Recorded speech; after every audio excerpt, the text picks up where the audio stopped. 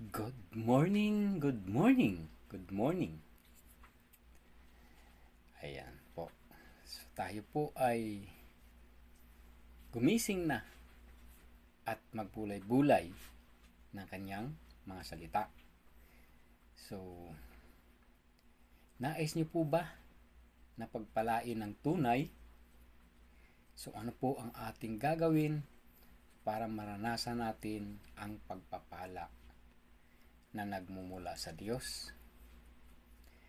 Pakinggan ang kanyang mga salita, itanim sa puso at sa isipan, at patuloy pagbulay-bulayan ang kanyang mga salita. Sa ating panahon, ano nga ba ang salita na dapat natin pag-aralan? Ano nga ba ang kanyang mga panukala na dapat natin sundin? Ano nga ba ang kanyang mga pangako na matutupad na dapat nating maunawaan?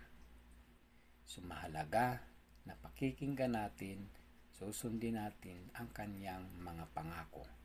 At kapag natupad ito, ay dapat mapaniwalaan natin ito.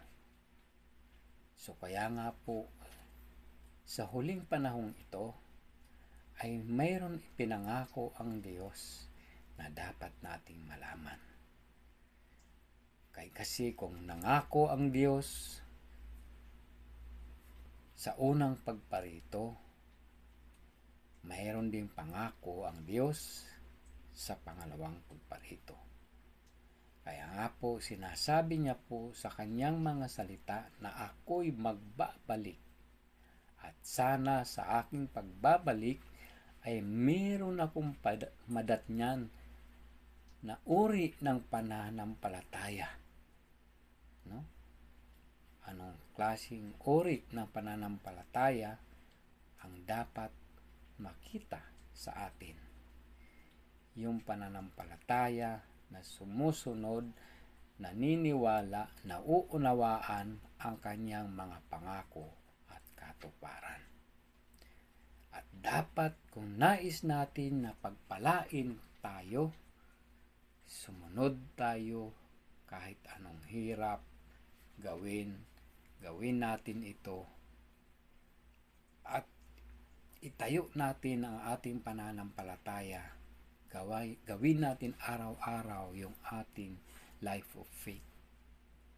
Lumakad tayo ayon sa kalooban ng Diyos.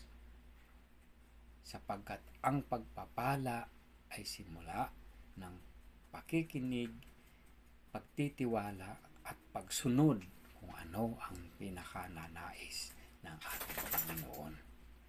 Kaya nga po, ang sabi po sa Jeremiah 48 verse 18, kung susundin mo lamang ang aking mga utos, ay dadaloy ang pagpapala sa iyo na parang ilog na hindi matutuyo.